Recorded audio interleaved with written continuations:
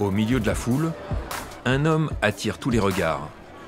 C'est Freddie Negrete, une légende vivante. Il y a 40 ans, il a imposé son style dans le premier shop de tatouage de Los Angeles. Un genre issu des pires gangs latinos de la ville, le Black and Grey. Le tatouage sans couleur, hyper réaliste, autrefois réservé aux bagnards, aujourd'hui c'est le style de tatouage le plus demandé aux États-Unis.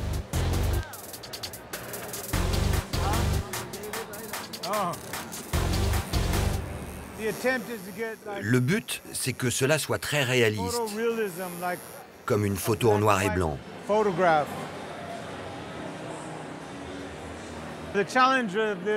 La difficulté ici, c'était de montrer le vent qui souffle dans sa crinière.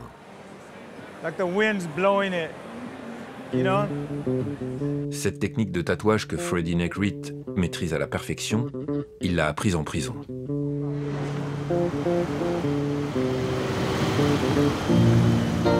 Membre du redoutable gang Sangray, depuis ses 13 ans, Freddie, alias El Coyote, a passé la majeure partie de sa vie derrière les barreaux. Je me souviens qu'après ma sortie de prison, j'étais couvert de tatouages. Et quand les gens me croisaient, ils avaient peur de moi. Ils se disaient « ce mec doit être un dur ». Par contre, les enfants adoraient mes tatouages. Ils disaient « regarde l'homme tatoué ». Je me suis dit « ces enfants vont grandir et ils vont vouloir être tatoués à leur tour ». Mais jamais je n'aurais cru que ça prendrait de telles proportions. À 59 ans, Freddie Negrete officie au Shamrock Tattoo, aux côtés d'autres grands noms du tatouage, Black and Grey. Comme Mark Mahoney, le tatoueur attitré des rockstars et du tout Hollywood.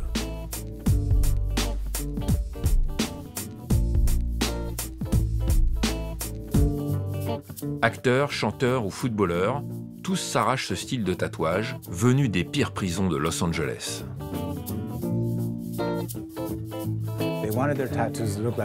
Tout le monde voulait avoir des tatouages comme ceux qu'on se faisait en prison et avoir l'air d'un gros dur quand il marchait dans la rue.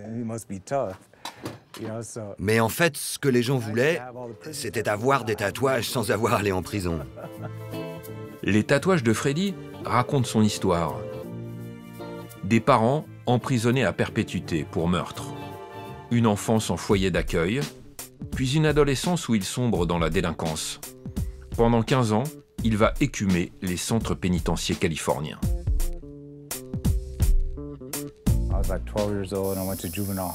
Quand j'avais 12 ans, je me suis retrouvé en prison pour mineurs. Ils m'ont mis dans une cellule avec un mec de 17 ans qui était recouvert de tatouages de gang.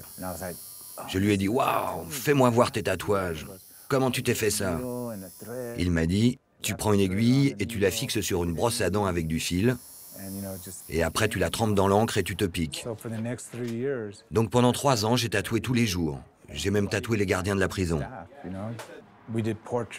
On faisait tatouer des portraits parce que dans le gang, nos copains se faisaient tuer et on voulait se souvenir d'eux. On se faisait tatouer nos mères, nos femmes, nos enfants.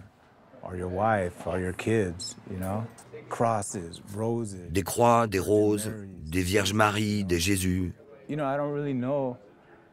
Vous savez, je ne sais pas ce que je serais devenu si on ne m'avait pas autorisé à tatouer en prison.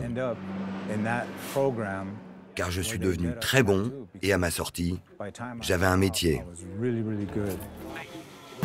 Pour Freddie, le tatouage a été une seconde chance qui lui a permis de s'en sortir.